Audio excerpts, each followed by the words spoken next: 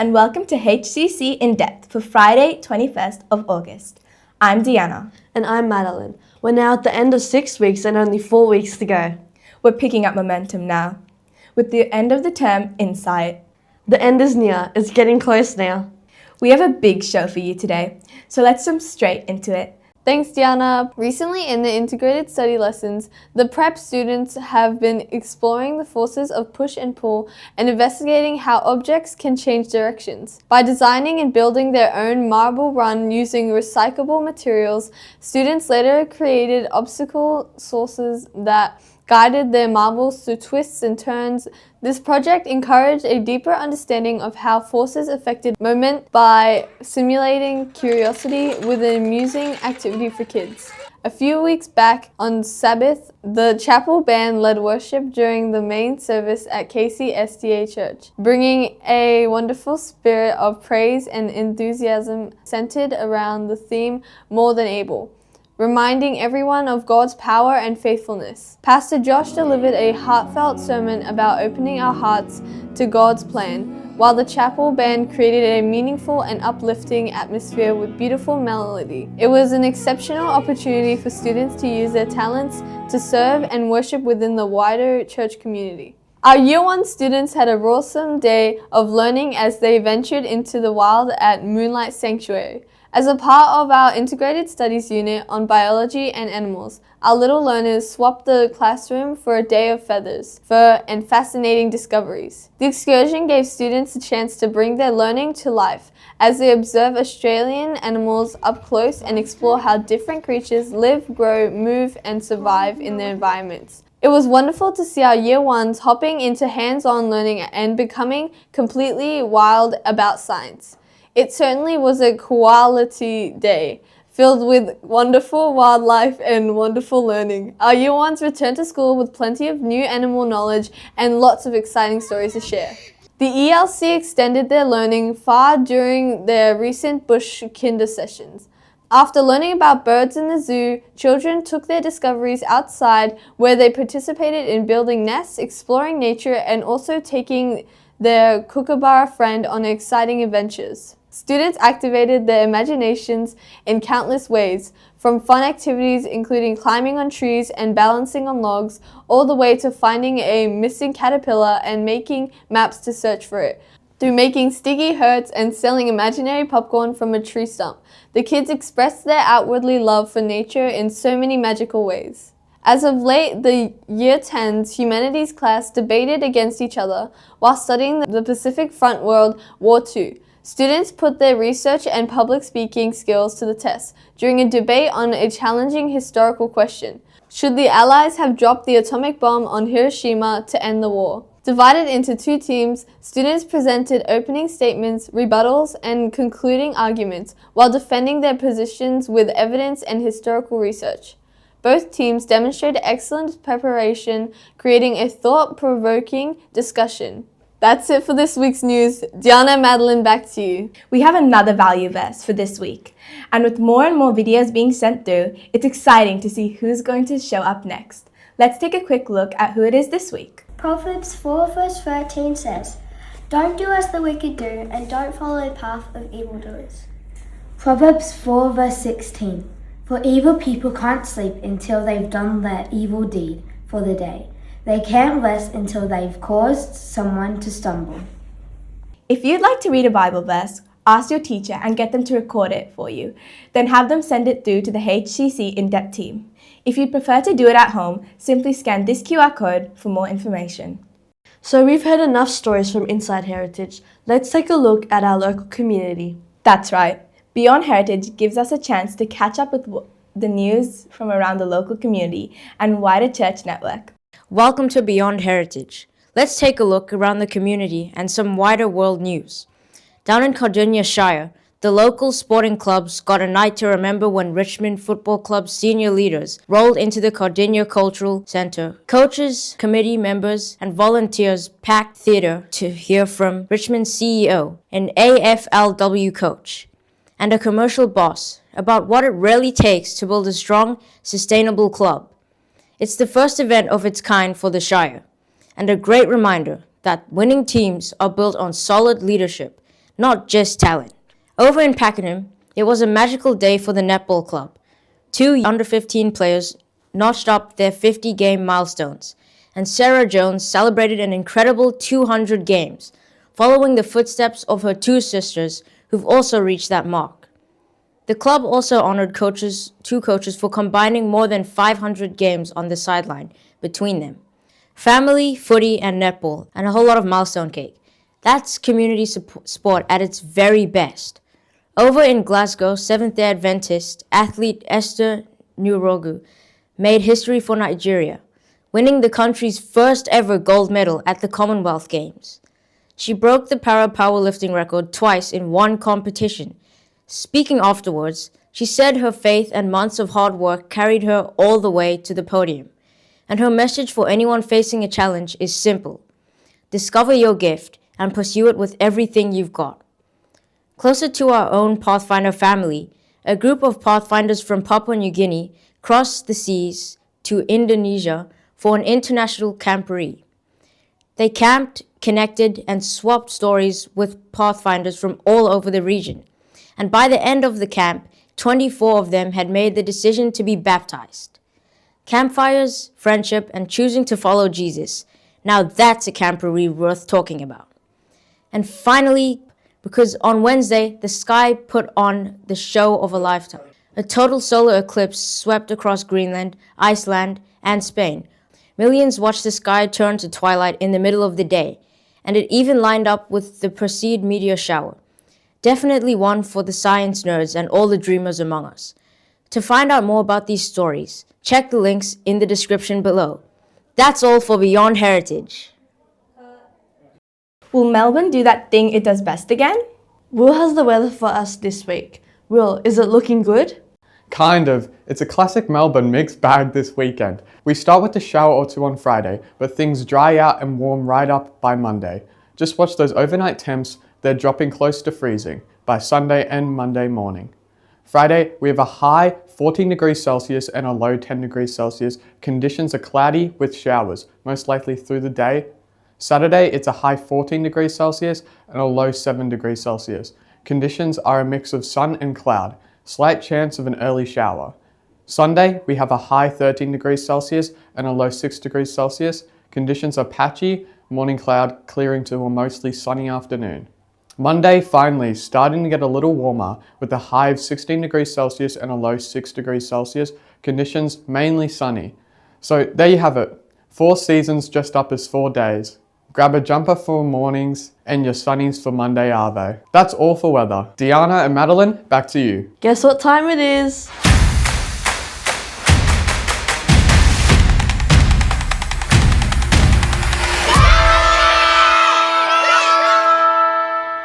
Welcome to Down to the Siren. It's been a big week across the board.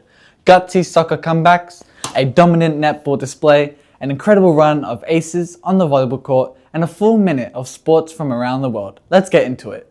Down in primary years, our primary soccer teams headed to the NCC for the ASV 5-6 competition. They found plenty of goals along the way, but finished 5th and 6th on the day. What mattered more was how they played. Miss Jankovic said it was best. It was actually awesome to see how humble our kids were. A big thanks to you to the soccer team for showing the true heritage spirit on and off the scoreboard. Over at Casey Stadium, our junior girls netball team was in complete control against Waverley, winning every single quarter to finish 13-3.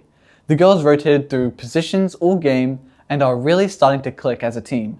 Ella Rose was a standout scorer, Sienna B held things down in defense, and honestly, the whole side played their part. The junior boys soccer team gave us one of the comebacks of the season against Maranatha, down to 0-2 early. Heritage stormed back with 12 unanswered goals to seal a 12-2 win. Big shoutouts to Goshan for his dribbling finesse, Elijah Witago for his determination, and top scorer Leo, who found the net 4 times. And in year 7 to 8 girls volleyball, it was nerves and thrills all the way against Edinburgh College. And the girls held their nerve to win 34-30. Mari stepped up to serve and fired off 12 aces in a row to swing the momentum straight back to Heritage. Joanna and then Nimrat backed it up on serve from there. Clock's ticking, so let's fly it through. In the AFL, Fremantle remain untouchable on top of the ladder, with the Sydney Swans holding second and Hawthorn rounding out the top three.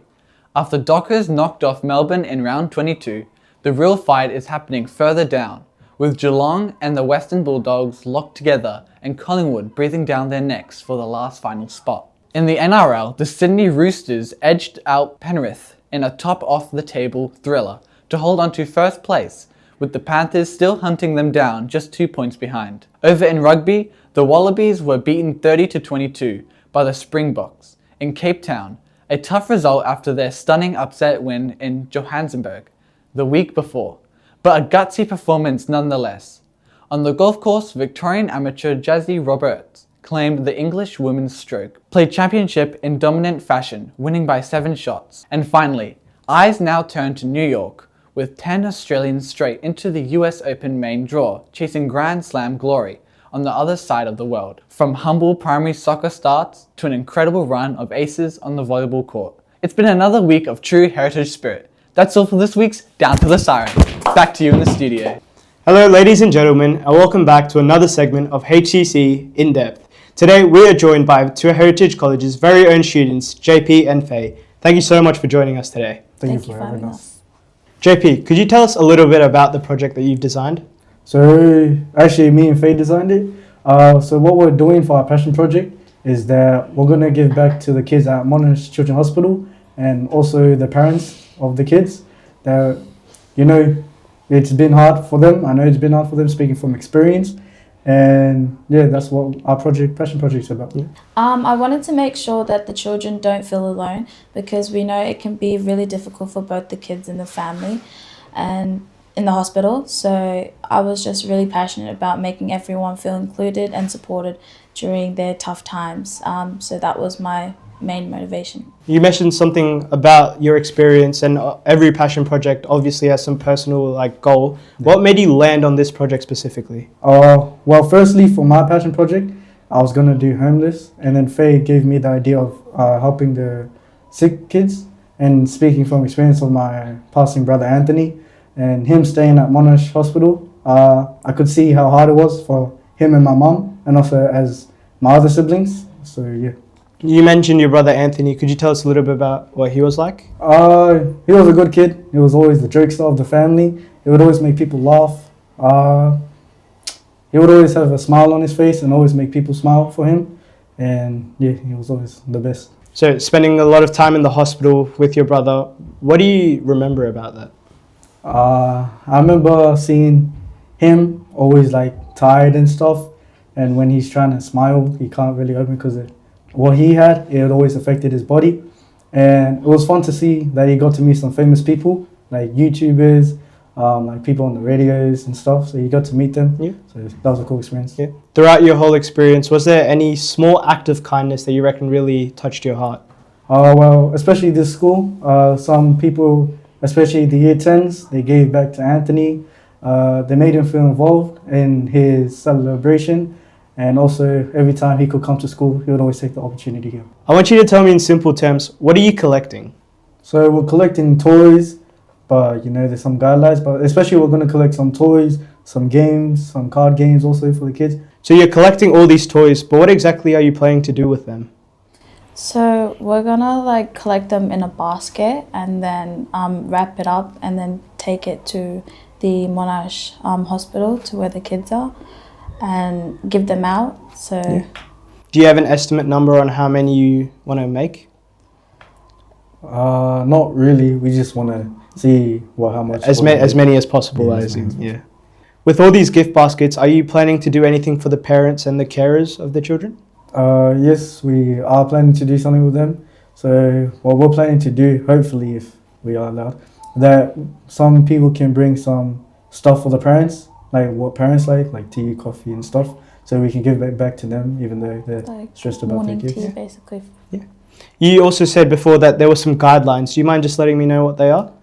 So when I reached out to the hospital, they said that the toys have to be unused, or they have to be in good condition. Yeah. So the kids don't feel it's rubbish or Well, this project I assume hasn't been easy. What's a struggle that you faced trying to organize it? I feel trying to email so many people around the school, trying to get like other companies to work with us and stuff. So. Some things are limited as well, so it's really hard to do it. Yep. So all these struggles you faced.